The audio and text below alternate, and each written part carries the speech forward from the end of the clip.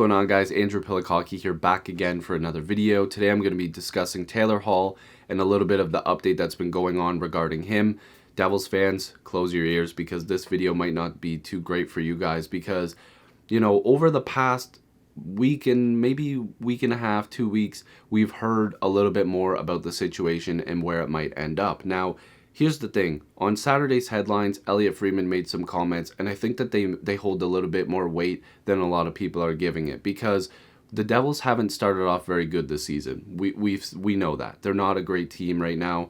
I actually do a Devils podcast right now with my buddy Downtown Stephen Brown and O Nyquist called the Microphones and Pitchforks podcast, and we've been talking, over the weeks about how the Devils haven't really, how do you explain this? They haven't really reached their expectations.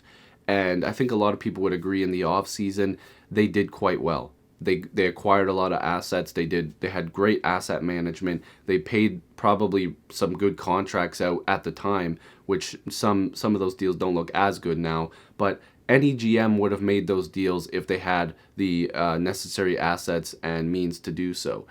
And everybody figured this team has acquired a lot of big names like a Subban. They got Gusev in there. Everybody taking next steps. They acquired depth, even if it was as small as a guy like Connor Carrick. He's at least a good depth defenseman. And they were like, okay, we'll just keep working on this, and hopefully Taylor Hall will want to stick around. And of course, you get the first pick. You've got Hughes, you've got Hischier in there, and you figure all these moves are going to help Taylor Hall stay. Well, if you look at the big picture now, all that's kind of turned around. Some of those pieces that they've acquired, like a Simmons, isn't really doing as much as they thought. A Subban isn't really doing as much as they thought. Gusev has been a healthy scratch, even though I think that's ridiculous. He's one of their top scorers in goals. I believe he has 4 goals right now. Palmieri, I believe, at the time I'm recording this, has 6, and he's leading the team in goals. But you figure that they would, have Taylor Hall in their pocket now. They're like, okay, well, this is going to make a lot of sense. Well, Taylor Hall's 27 years old.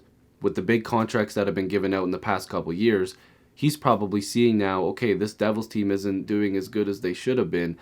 I like it here. I've turned it around. I've won an MVP here, but we haven't done more than that, and we're not really on our way to doing that, even though we've played a little bit better as of late. They won their last game against the Canucks 2-1 at the time I'm recording this. And he's probably seeing that money. Now, here's another factor. Darren Ferris is his agent. Now, that was Mitch Marner's agent, and if you look at Darren Ferris's history, he hasn't exactly got his clients to sign right away. It's been more of a wait-and-see approach. Wait and see how many points you get, how the team's doing, what kind of money you can get from other teams, what offers, what they're willing to give you in signing bonuses. So, basically, these are some quotes from Saturday's headlines. This is what Elliotte Friedman said. I think the Devils now know it's unlikely they're going to be able to get a contract done during the year. That's already a big uh-oh for the Devils. So if the Devils keep this up, they don't have any choice but to trade Taylor Hall. You can't wait for Taylor Hall to sign a contract at the end of the season, because if he decides he doesn't want to stick around with the Devils, then he's gone. Like, he's not going to stay, and you lose a huge asset, a guy that could acquire you multiple pieces, prospect picks, maybe even a roster player, depending on which team you're dealing with. Now, here's another quote. I think it's up to Devils GM Ray Shero, who is going to have to decide what the Devils' course of action here is going to be, because I think it's very unlikely he agrees to sign with them during the year. So Ray Shero has a really, really complicated decision to make. This is a guy that's a fan favorite. He puts up points. He clearly was one of the best players in the league, if not the best player in the league when he won that MVP trophy. That's kind of what it means.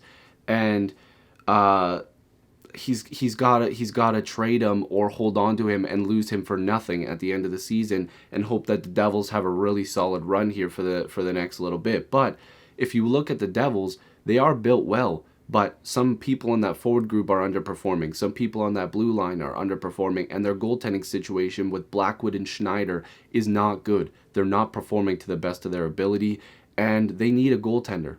They got Domingue. I said that he would be a solid addition to their team, but he hasn't played yet, but he's also not really a starting goalie caliber. This is a guy that can help them be a stopgap until they acquire something else. Now, This is something about Darren Ferris. His history is he tells his clients, I don't believe you should sign until as late as possible so you can get an idea of what the true market is for your services. And I have no reason to believe that his advice to Taylor Hall is any different in this particular situation, Freeman explained. So he's going to be waiting. He's going to be in a wait and see approach to see what he can get. Now, if you're looking at his numbers right now, 15 points in 16 games, even on a struggling Devils team.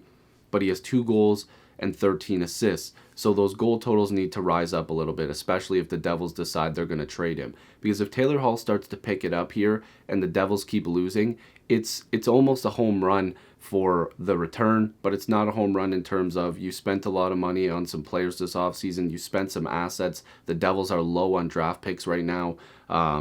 You got to hope that they can pull something off here. But again, it's going to be a really tough decision. Taylor Hall is a guy that has consistently put up a bunch of points, especially for the Devils. But and again, some people will say, well, you know, he's kind of injury prone. Like, look at last year, 33 games played, but he had 37 points. The year before that was his breakout year, 93 points in 76 games played.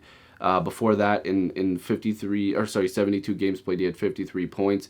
But he's at least consistently getting you a handful of points, and especially for the money that he, is being paid right now, it's not a bunch of money for what he's been doing. So it's going to be a really tough decision on the Devils' part. Ratio is going to have a lot to think about. It is going to be a tough next couple weeks for the Devils because it's going to have to at least start, the wheels are going to have to start turning here. If the Devils keep, themselves out of a playoff position, out of a wild card position, or at least in the hunt, they don't have a choice. They have to trade Taylor Hall. It's going to happen eventually, and they're going to get a monster return. That's the only thing that you can look at it like. They're going to get a good return. So hopefully you guys enjoyed this discussion. If you're new, make sure to subscribe. I'd love to have more hockey conversations with you. Join the squad. Let's get to 7,000 subscribers. I love and appreciate you guys as always, and I'll see you in the next video or stream. Peace.